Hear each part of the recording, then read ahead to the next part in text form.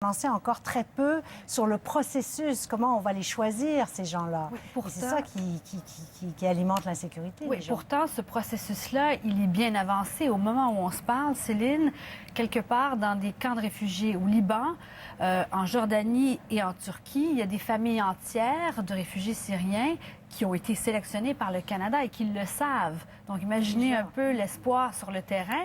Mais ce qu'il faut retenir comme mot au Canada, le mot-clé, c'est sélectionner. Le Canada a le luxe de choisir ces réfugiés, contrairement à l'Europe, et on le voit depuis des années, même des mois, qui composent avec l'arrivée massive, complètement désorganisée, de milliers de personnes qui traversent souvent illégalement et dont on ne connaît pas vraiment l'histoire. La situation du Canada n'a rien à voir avec ça.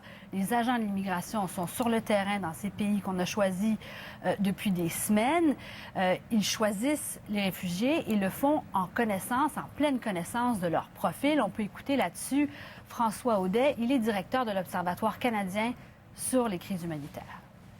On a pratiquement les curriculum vitae de tout le monde. Donc, on va pouvoir choisir les gens éduqués, les gens qui parlent un peu une ou les deux langues, les gens qui sont des entrepreneurs ou qui ont déjà eu des entreprises, donc des acteurs productifs de n'importe quelle société. Donc, c'est un luxe qu'on a de pouvoir avoir cette possibilité-là et d'avoir cette information-là.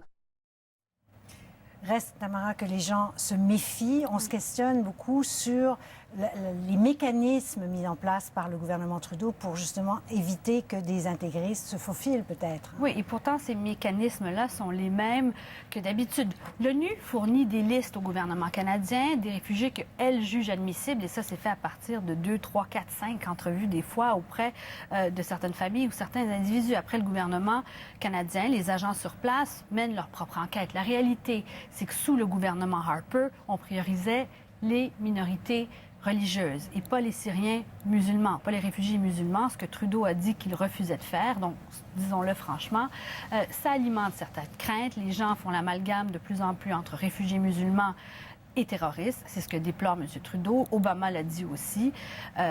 Quand dans les faits, toute personne qui va monter dans l'avion au cours des prochaines semaines pour venir au Canada aura fait l'objet de vérifications assez serrées au niveau des renseignements. On peut écouter encore une fois M. Audet. La population qui va venir chez nous n'est pas une population à haut risque. Le risque zéro n'existe pas, mais je pense que le minimum qu'on peut faire pour ces réfugiés-là, c'est d'être accueillants, sans pour autant négliger et bâcler le processus d'enquête et de sécurité. Et c'est ce qui, je crois, fait un peu peur aux gens de dire, ben, est-ce qu'on est à quelques semaines près que de faire venir une population ici? Est-ce qu'on va faire les enquêtes adéquatement? La réponse que le Canada fournit, c'est oui. Et de tous les experts à qui j'ai parlé, ils sont unanimes. De toutes les étapes, la sélection, le transport et l'intégration des réfugiés, la plus simple, c'est la sélection. Oui, parce que l'intégration, ça sera une autre histoire. C'est une autre histoire. Merci beaucoup, Tamara. Au revoir, Céline. Au revoir.